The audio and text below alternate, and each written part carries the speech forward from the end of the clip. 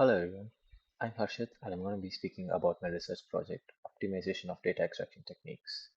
So imagine you are a business and you want unparalleled insights into your competitor strategies, product prices, and how your customers think about your product and your customer reviews.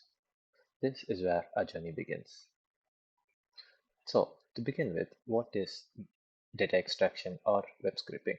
It basically means taking any kind of data from the internet and storing it in a usable format that can later be used by machines or humans to get further analysis.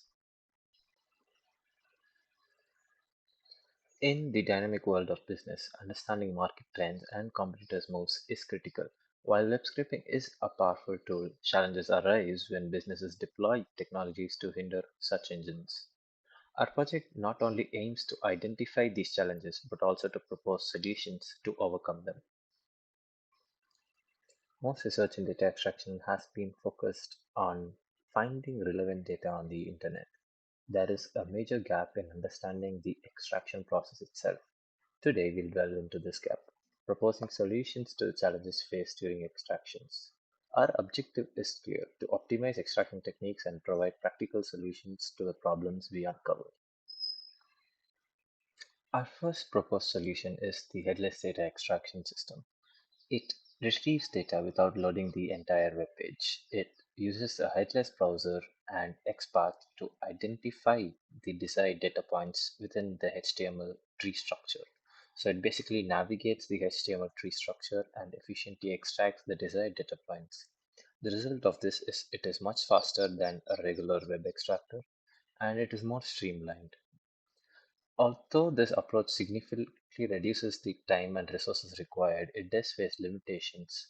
For instance, it struggles in scenarios where the engine is supposed to do various UI interactions for some kind of data to load, or it has to perform UI interactions to reach the point of data. Headless data extraction has its own limitations, particularly when there are UI element interactions required or element loads only when it is in the visible field of view. In such cases, a headless data extraction approach cannot be used, as it lacks a GUI to interact with these elements. Similarly, some UI elements may not load unless a specific JavaScript function is executed after the page is loaded onto a browser. These cannot be done in a headless data extraction system. Parallel data extraction uses a Selenium Java server to establish a hub-node relationship and executes data extraction process in parallel in multiple hubs and nodes. To further reduce the execution time, this system can be used in conjunction with the headless data extraction, where the headless data extraction system collects the specific URLs from which the data needs to be extracted, and these URLs can be spread out to multiple hubs and these hubs can run in parallel to extract the desired data. The system was built using NUnit framework, which has attributes such as test, setup, and teardown. These can be used to set up the environment before or after the parallel extraction process. A parallelizable attribute can be specified for various methods that need to be run in parallel. The parallel data extraction system drastically reduces the execution time and also uses the available system resources efficiently. Although it is very good at what it does have its own challenges. With the way the system works, it would be sending multiple ping requests to the target server in a very short duration of time. This is something that we as developers need to be mindful of so as to not flood any server with too many requests, thus making it unusable or causing it to crash. In the previous two systems, we saw that we used something called XPath to identify the desired data point in a website. XPath expressions are highly sensitive to changes in the structure and layout of the document. This makes them very fragile and prone to breaking even if minor changes are made in the UI. For example, if the website changes its structure or introduces new elements onto its website or changes are made in the UI, this would mean the web data extraction system or the web scraper that was built based on the past UI would be completely unusable and a new one would have to be built again. Relying solely on XPath may not always be the most effective way to extract data from a website. The OCR-based data extraction with Azure Form Recognizer is a solution to solve this.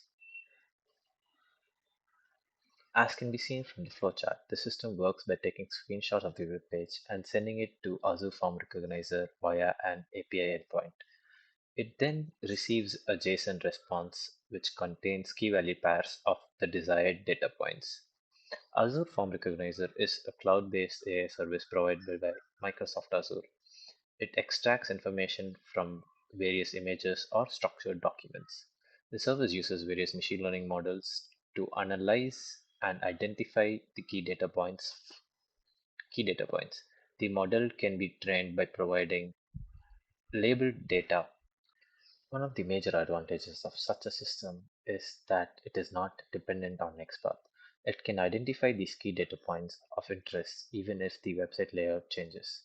Additionally, the system is also scalable and it can process a large number of screenshots accurately to identify the desired data points. Tesseract is a very good lightweight alternative compared to Azure Form Recognizer. The whole process on a high level remains very similar. However, to use Tesseract effectively, it is critical to pre-process the images of the website before OCR is performed using Tesseract. This may involve resizing or cropping. But in cases where such pre-processing cannot be used to separate the data points of interest from junk present around them, NLP models or machine learning models can be used to filter out the junk text from the whole text returned by the Tesseract OCR engine. In our case, we've used the random forest model to filter out this junk text from the output received from the OCR. The model is trained on a dataset. It is trained to classify the text into four different classes. The output text is also tokenized and TF-IDF is performed to help the random forest model to accurately classify the data. So coming to the results and discussion, we can see that HLC data extraction was extremely fast. So about 250 records took only about 1.9 seconds on an average to extract the data for 250 records. And for 500, it was about 3.5 seconds. And for 1000 size, it took around 15.7 seconds. So you can see in the box plot that um, there are a few outbounds, the higher end on the lower end as well. But on an average, they all are around 3.5 seconds and 15.7 seconds. Coming to parallel data extraction though, for 250 records it was around 360 seconds, for 500 it was 540 seconds, and for 1000 it was 1900 seconds.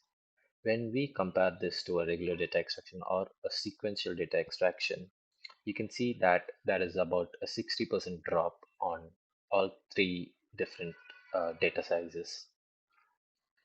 So we can conclude that parallel data extraction is way better than a sequential data extraction. So during the R testing, we used only two hubs to perform the parallel data extraction. So it can be scalable to multiple three, four, or five, depending on our system configuration and processing capabilities that we have, and it would probably further decrease the time more. So coming to Azure Form Recognizer and Tesseract OCR, they the difference is clearly visible here. It is about um, almost double in there's a 2x difference. So for about 250 dataset, Tesseract took around 2000 seconds and Azure was around 4000 seconds.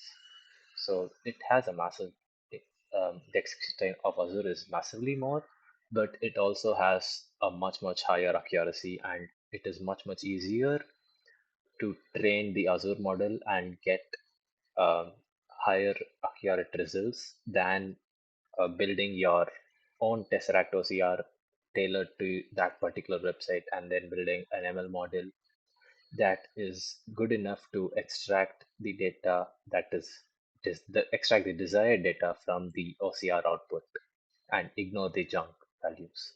So on one hand, Azure is it takes longer, it's more accurate and it's more convenient. On the other hand, Tesseract it has a much shorter execution time, but it has it takes the development time and the effort and the resources that need to be put in for to make it accurate enough is a lot more. So we can conclude by saying that we've explored multiple kinds of data extraction techniques. We've seen the pros and cons of each and understood in what scenarios what would be used. Thank you.